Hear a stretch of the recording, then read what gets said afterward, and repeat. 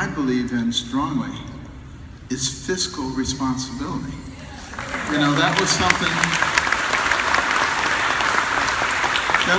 that my mother emphasized so strongly.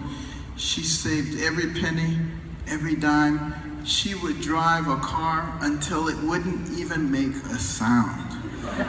And then she would gather up all of her pennies and nickels and dimes and quarters, and she would go and buy a new car. And people would say, how can that woman afford a new car?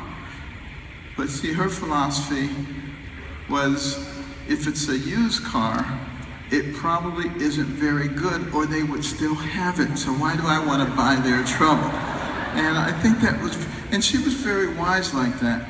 And she would go to the Goodwill, and she would buy a pair of trousers with a big hole in the knee, back before that was fashionable. And she would get a bunch of patches and put them on there, and people would say, where'd you get that from?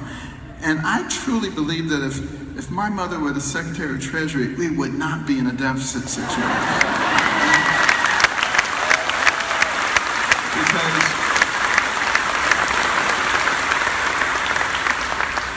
I believe what it requires is wisdom.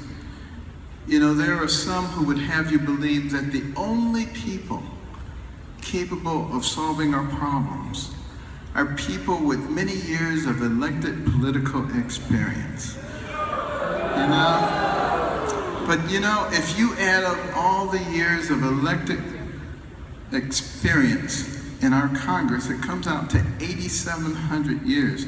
Where has it gotten us? Not that good.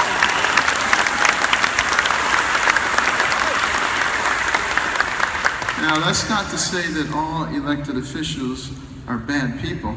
It is simply to say that everybody thinks that what they do is the most important thing. You know, you get a businessman, he says, oh, I'm the greatest business person who ever lived, and I can solve all your problems. And then you get somebody who's a politician, you know, I've been doing this for 20 years, and I know how to solve all the problems. And whatever it is that they do, they're the greatest. Well, I'll tell you something about me. As a physician and as a neurosurgeon, I learned lots of things. I learned lots of lessons. And the greatest lesson of all that I learned is that it is God who does these things.